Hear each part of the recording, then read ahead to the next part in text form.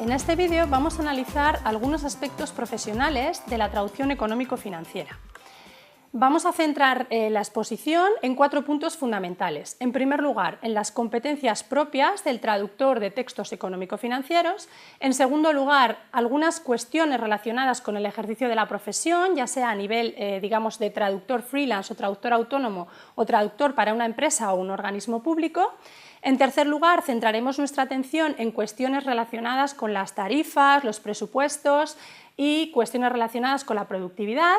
Y por último, daremos unos pequeños consejos en relación con cómo encontrar clientes. Las competencias del traductor de textos económico-financieros son fundamentalmente, o necesitaríamos fundamentalmente 3 tipos de competencias. Por una parte, las competencias lingüísticas, tanto en la lengua origen de trabajo como en la lengua de llegada. En segundo lugar, competencia temática, es decir, obviamente traduciríamos un texto con muchísima más precisión cuanto más conocimientos tengamos de lo que se está abordando en ese texto, es decir, del campo económico. Desde esta perspectiva podríamos tener podríamos hablar de 2 tipos de conocimiento. Por una parte, el conocimiento activo, que sería el propio de los economistas, y por otra parte, el conocimiento pasivo, que sería más propio de los traductores. Me explico. En este punto hemos llegado un poco a la duda que ha habido siempre, ¿no?, de qué sería lo más aconsejable, un economista con conocimientos lingüísticos que traduce textos o bien un traductor con conocimientos de economía que traduce los textos. Pues obviamente cualquiera de las 2 posibilidades podría ser la adecuada, pero tendríamos el nivel de conocimiento, en este caso del campo, sería diferente. De todas formas, si estamos hablando dentro del proceso de traducción del conocimiento pasivo, es decir, que ese traductor es capaz de comprender el texto, también existirían otras herramientas, como hemos visto a lo largo de los vídeos de este MOOC, para compensar quizá ese conocimiento sobre la temática que el traductor no tiene. Pues en este caso, obviamente, sería el proceso de documentación. Y por último, el traductor de textos económico-financieros necesitaría la competencia instrumental, es decir, conocer perfectamente qué tipo de herramientas puede utilizar para ese proceso de documentación, qué tipo de herramientas puede utilizar para el proceso como tal de traducción, pues por ejemplo programas como hemos visto en MOOCs, en vídeos anteriores del MOOC, como SD Letrados, o otro tipo de programas para gestionar memorias de traducción o programas para pues gestionar lo que es la terminología del texto. Y necesitaría obviamente pues estrategias propias de la traducción, es decir, cómo realizar la traducción, qué técnicas puede utilizar para ello. En la segunda de las vertientes de este vídeo vamos a analizar algunas cuestiones relacionadas con el ejercicio de la profesión.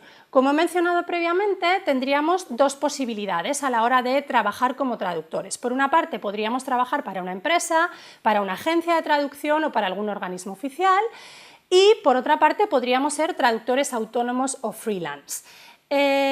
Para esta segunda versión, es decir, para trabajar nosotros de forma autónoma como freelance, en España necesitaríamos realizar 2 trámites inicialmente, de forma muy global. Por una parte, darse de alta en la agencia tributaria mediante la declaración censal y abonar al mismo tiempo el impuesto de actividades económicas, y por otra parte, tendríamos que darnos de alta también como autónomos en la Tesorería de la Seguridad Social. Estos serían, a grandes rasgos, los 2 trámites iniciales que nosotros tenemos que realizar. En la página que podéis ver en la siguiente diapositiva, que es la página de un traductor muy conocido en el mundo profesional, que es Leon Hunter, tenéis un apartado dedicado a la fiscalidad para traductores, es decir, todo lo que tiene que ver con cómo darse de alta, qué procesos hay que seguir, qué formularios hay que cumplimentar, así como cuestiones relacionadas con la facturación, que os pueden resultar de gran interés si estáis empezando o si queréis lanzaros al mundo de la traducción desde el punto de vista de freelance. Por otra parte, también nos gustaría abordar en este vídeo algunas cuestiones que tienen que ver con los presupuestos, las tarifas, la productividad. En este caso, claro, son aspectos de los que tampoco podemos hablar muy en concreto, porque van a depender de cuestiones bastante, digamos, distintas, ¿no? Por una parte, podemos hablar de el primero de los factores que va a determinar la tarifa que yo puedo aplicar a una determinada traducción, va a ser la combinación lingüística y la dirección de la traducción. Es decir, no podremos poner el mismo precio por palabra si nosotros estamos traduciendo a una lengua, digamos, tan general o tan conocida como puede ser el inglés, que si estamos traduciendo a otras lenguas pues mucho más exóticas, si me permitís la expresión, en las que podríamos aplicar pues mayor precio por palabra. Y lo mismo la direccionalidad, no podemos aplicar el mismo precio por palabra a una traducción directa, es decir, que va hacia, en este caso, imaginad inglés-español, que si la traducción es inversa, que tendríamos que trabajar hacia la lengua extranjera. Obviamente podríamos aplicar un mayor precio a la traducción inversa. El segundo de los aspectos que va a determinar la tarifa va a ser el número de palabras. El número de palabras, obviamente, pues va a influir digamos, tanto en el presupuesto que nosotros podamos hacer como en la factura que posteriormente podamos emitir.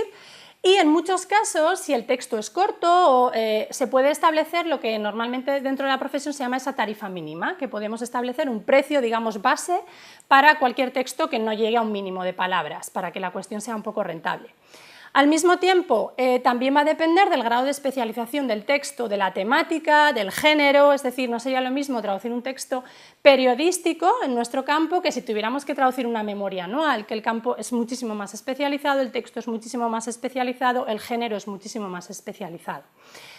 Por otra parte, también hay que tener muy en cuenta a la hora de hacer un presupuesto y evidentemente a la hora de aceptar un encargo, el formato del texto original y el formato del texto meta. Es decir, muchas veces no solamente tenemos que limitarnos a traducir el texto, sino que también tenemos que realizar una adaptación del formato. Pues imaginad que nos llega un formato, pues simplemente un PowerPoint, pues tendríamos que mantener ese mismo formato. Entonces, PowerPoint es un programa bastante sencillo de editar, pero quizá nos lleguen otros encargos en los que necesitemos saber también, pues, tener conocimientos sobre otro tipo de programas para emitir el texto final. Entonces, este tipo de cuestiones que son un poco de maquetado final del texto también las tenemos que tener en cuenta.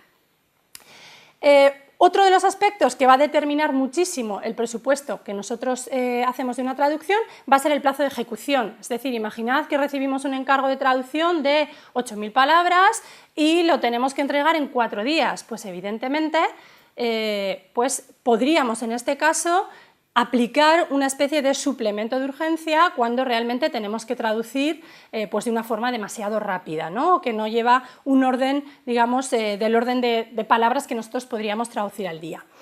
Por otra parte, también hay que tener en cuenta a la hora de realizar un presupuesto quién es el cliente al que va el texto. Imaginad que nosotros estamos traduciendo de forma autónoma, pues no es lo mismo que nosotros podamos hacer el presupuesto a un cliente directo que nosotros tenemos que si lo tenemos que hacer por medio de una agencia. Obviamente la agencia establece sus tarifas y obviamente ya se queda un tanto por ciento, con lo cual nosotros es siempre muchísimo mejor desde el punto de vista del freelance trabajar directamente con un cliente directo.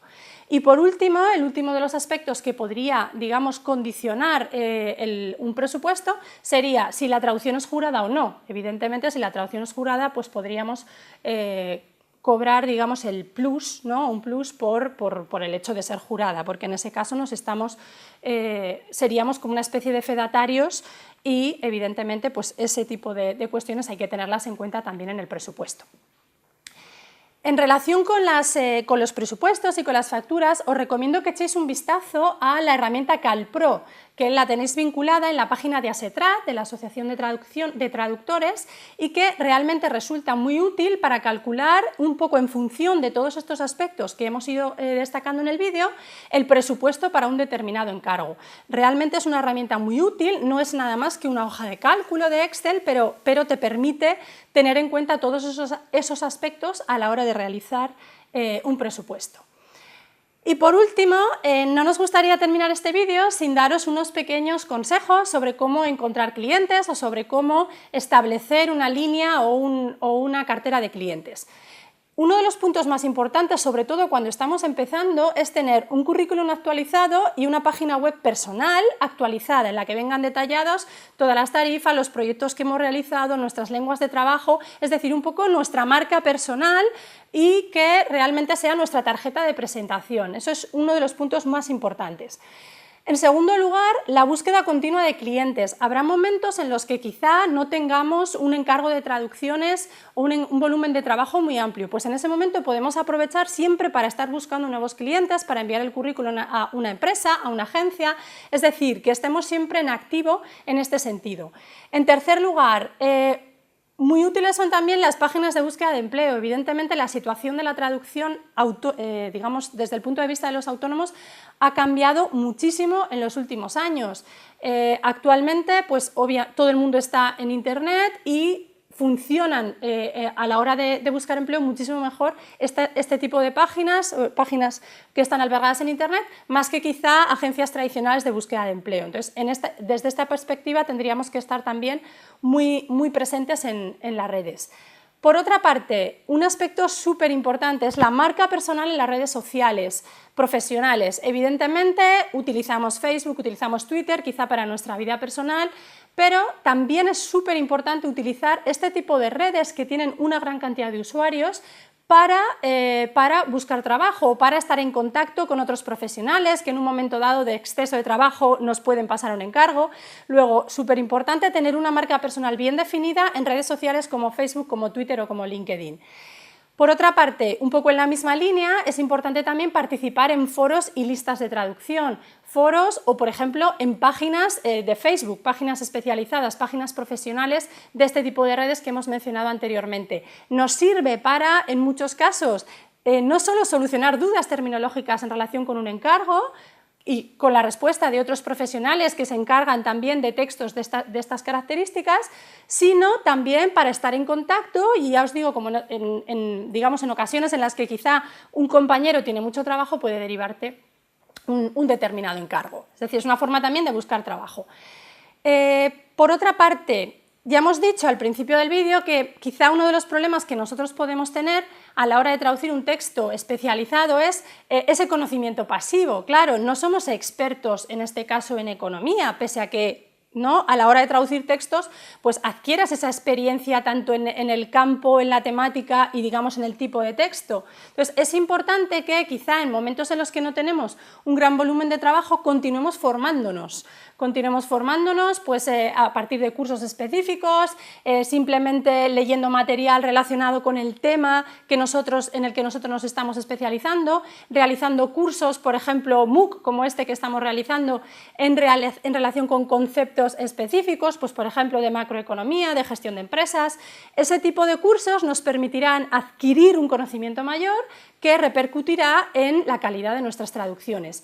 Y por último, uno de los aspectos fundamentales sería emitir siempre o producir siempre traducciones de calidad, es decir, es mejor rechazar un encargo cuando nosotros sabemos que no vamos a poder dar lo mejor de nosotros mismos en el texto porque no tenemos tiempo, porque estamos haciendo otro encargo a la vez, por diferentes motivos, que entregar una traducción de baja calidad. ¿Por qué? Porque ese cliente al que nosotros le entregamos una traducción de baja calidad no nos va a volver a llamar. Entonces, evidentemente, siempre hay que trabajar desde la calidad y intensificar mucho o poner todos nuestros esfuerzos en conseguir este tipo de trabajo siempre de gran calidad. Esperamos que este vídeo os haya resultado de interés y nos vemos en el siguiente.